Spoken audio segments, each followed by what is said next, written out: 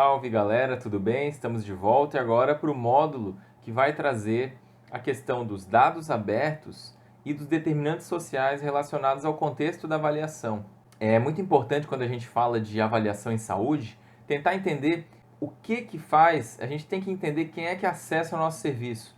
Então, será que essas pessoas elas acessam porque elas não têm condições dentro de casa, estão numa situação de vulnerabilidade, ou o perfil epidemiológico daquela região é de determinada forma. Questões culturais podem estar também relacionadas ao comportamento de saúde. Então, o comportamento dos determinantes sociais em saúde vão trazer essas informações que são fundamentais para o gestor de saúde, para que ele possa compreender o que acontece e, assim, definir melhor os seus indicadores. E aí, a partir disso, e além disso, a gente precisa ter as informações que vão balizar esse efeito diagnóstico, né? Então a gente já tem muitos dados disponíveis em plataformas oficiais, mas às vezes a gente tem dificuldade de encontrá-los. Então nessa parte de dados abertos eu vou trazer um pouquinho de algumas plataformas que fazem sentido a gente entender, sobretudo na construção de muitos indicadores dentro do contexto da saúde. Então, falando um pouquinho dos determinantes sociais, eles estão relacionados com as condições em que a pessoa vive e trabalha, né? Então, quando a gente fala de determinantes sociais, antes de chegar lá no atendimento dentro do hospital, dentro da unidade básica de saúde, essa pessoa ela possui condições socioeconômicas, culturais e ambientais que vão influenciar nesse comportamento. Essa pessoa ela tem também as relações de trabalho, as relações salariais, questão de mobilidade urbana, desemprego, ambiente de trabalho. Aqui tem vários pontos. Inclusive vocês vão encontrar isso no diagrama de Dahlgren e Whitehead, que ele é muito famoso, parece um arco-íris, né? E a gente percebe desde 1976, se não me engano, mas até hoje é muito utilizado, inclusive em estudos epidemiológicos, para fazer, por exemplo, uma avaliação hierárquica, né? Então, na avaliação hierárquica dentro da epidemiologia, a gente começa a considerar quais são os fatores que antevêm, né, o comportamento do fator subsequente. Então, por exemplo, eu nascer negro no Brasil vai repercutir em alguns aspectos dentro, por exemplo, da possibilidade de eu receber uma determinada renda posteriormente. Por quê? Porque existe um preconceito arraigado, existem questões culturais que não são positivas, né? Que estão relacionadas à discriminação, por exemplo. Então, a gente tem que entender que tudo isso vai estar sendo considerado dentro desses determinantes, e você, quando pensar num processo avaliativo, você também tem que considerar isso. Por isso que eu preferi e achei interessante a gente trazer isso antes na apostila, vocês vão ver, do Big Data, né, das informações propriamente ditas. E aí, a partir do momento que você começa a compreender que existe a importância de entender a vida daquela pessoa, você vai ser muito mais assertivo na construção dos seus indicadores. Então essa é a relação que a gente encontra entre determinantes sociais e construção de indicadores, que é o que a gente vem falando desde o módulo 1, tá? E aí quando a gente entra na questão do fenômeno Big Data, né, isso é uma coisa que extravasa a saúde, na verdade é muito na linha mercadológica, muito na questão de quem trabalha com informação, com comunicação, só que logicamente os dados eles estão para todas as áreas, inclusive a saúde. E agora com essa questão da pandemia, mais do que nunca, tá? E muito provavelmente vocês em breve tenham que fazer a construção de novos indicadores baseados na situação pandêmica que a gente está vivendo no momento. Então, o fenômeno Big Data está alinhado com a questão de processamento e análise de um conjunto de dados extremamente grandes que são, de alguma forma, compilados e têm um acesso facilitado. Só que também não adianta você ter acesso aos dados e não saber o porquê, né? E aí, novamente, a questão do determinante social consegue explicar algumas coisas. E aí, com tanto dado, com tantas fontes, a gente precisa tentar entender o que vai fazer sentido para a gente, tá? Então, analisando o contexto, você consegue identificar o que está relacionado, associado àquilo que você quer medir, e aí você depois vai atrás da fonte de dados respectiva, e a partir daí você consegue medir e fazer um diagnóstico mais preciso, tá bom? Dentro do Big Data, vocês vão perceber que eu coloquei ali alguns vídeos que explicam o que é o Big Data, até de um ponto de vista mais genérico, tá?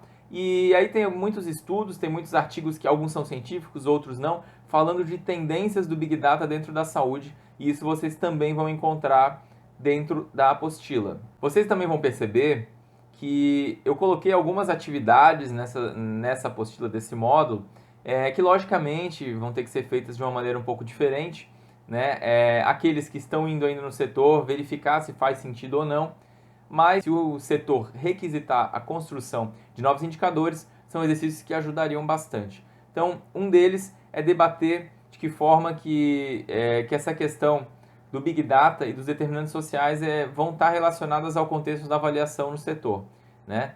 Logicamente que a apresentação ao grande grupo a gente vai deixar para daqui a alguns meses. E aí, depois vocês vão perceber que eu entro dentro de algumas plataformas, eu trago algumas plataformas que eu considero interessantes e que podem ajudar a verificar o contexto ao qual as pessoas que acessam o serviço no hospital universitário estão inseridas. Dentre esses setores, né, o que eu coloquei ali, que vocês vão ver. Então tá na apostila ali, o IPEA, que é o Instituto de Pesquisa Econômica, vocês podem fazer vários desdobramentos, né, dentro da plataforma do IPEA, o IBGE, e aí o IBGE ele tem tanto ele tem as pesquisas que são mais demográficas, sociodemográficas, né? Então, qual é a população de determinada região, qual é a renda, esse tipo de coisa. Como vocês também vão ver desdobramentos dentro do próprio IBGE para plataformas mais específicas. Eu trouxe o DataSUS. DataSUS eu acho que todo mundo já teve contato. E dentro do DataSUS também vão ter recortes, né? Como por exemplo, para o Cadastro Nacional de Estabelecimentos de Saúde. Para quê? Para a gente conseguir entender como que está a nossa rede de saúde, né? A rede de atenção à saúde, e a partir daí tentar identificar, porque às vezes por que está chegando tanto caso de atenção primária no hospital? Porque tem 3 unidades no entorno que estão fechadas. Por que há um determinado comportamento onde a gente está atendendo pessoas que não fazem, não condizem com o perfil esperado no hospital ou em determinado setor? Tudo isso a gente consegue identificar, por exemplo, e também com a quantidade de estabelecimentos que estão naquele entorno, né? Depois vocês vão ver também que tem o e-gestor, que traz informações de atenção primária. Então, se tiver uma menor cobertura de atenção primária em determinado município, talvez vocês estejam recebendo mais pessoas, mais pacientes daquele determinado município. E aí vocês vão verificar, opa, agora faz sentido, porque a cobertura de atenção primária é muito baixa, e aí talvez a rede de atenção à saúde local naquele município não está dando conta, fazendo com que alguns casos acabam aparecendo aqui no hospital, né? Às vezes de municípios vizinhos da região e às vezes até mais distante. Tem também o link ali que vocês vão ver do Sistema de Informação Ambulatorial, que tem uma total relação com muitos dos setores dos senhores, né? E também o Sistema de Informação Hospitalar Descentralizado, tá? Vocês sabem também que a própria EBSER possui sistemas próprios, né? São sistemas que, para quem é servidor, tem acesso, então também vocês devem investigar e ver o que faz sentido entender desse sistema para poder compilar e pensar em indicadores. Eu coloquei também o IDEB, que é o Índice de Desenvolvimento da Educação Básica, porque a educação básica está relacionada dentro da linha de determinantes sociais em saúde a uma série de comportamentos. Então vocês podem também identificar isso no entorno e nos municípios que mais acessam o hospital universitário.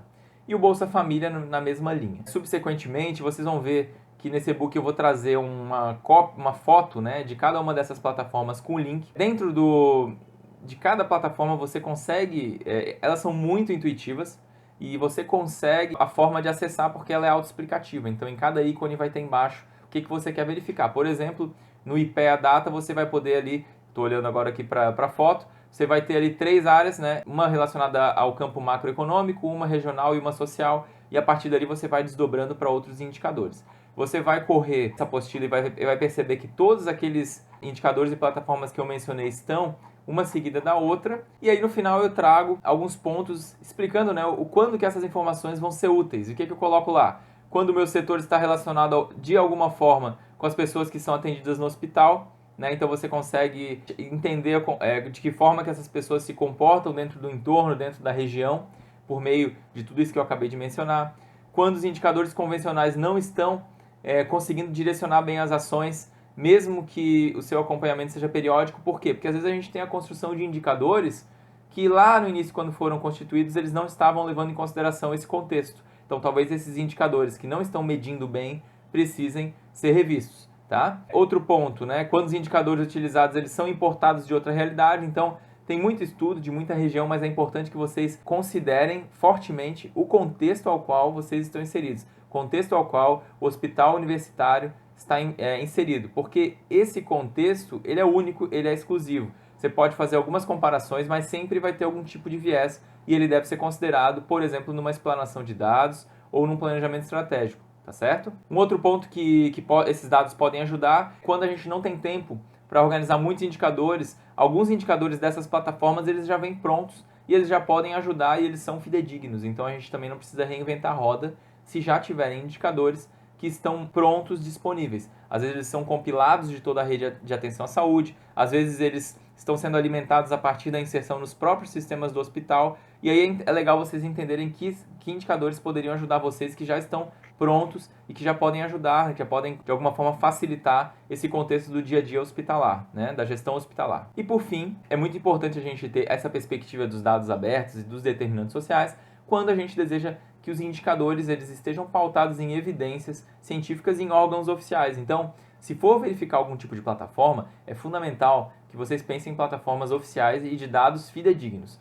Feito isso, muito dificilmente, né, a falha de vocês vai ser por um indicador ruim, né? Ainda que é muito importante deixar registrado que algumas plataformas oficiais, como o próprio DataSUS, ele é subnotificado e ele tem um gap temporal para que seja inserido no sistema. Então, quando você escolhe uma plataforma, é importante que você saiba quais são os pontos positivos e negativos e sinalize isso no documento que você vai elaborar, né, na instrução normativa que você for colocar quando estiver construindo esse indicador, para que o leitor, para que o gestor entenda isso. Tá? Então, quando a gente vai falar de planejamento estratégico, o gestor geral do hospital ele tem que saber que vocês estão utilizando os dados oficiais, mas que às vezes esses dados eles vão estar baseados em dados de 1 ou 2 meses atrás por conta dessa alimentação tardia do próprio sistema. Tirando isso, vocês vão perceber que a tendência é que os indicadores de vocês fiquem mais assertivos. Não precisam necessariamente criar novos indicadores. Talvez o primeiro passo seja verificar os indicadores que vocês têm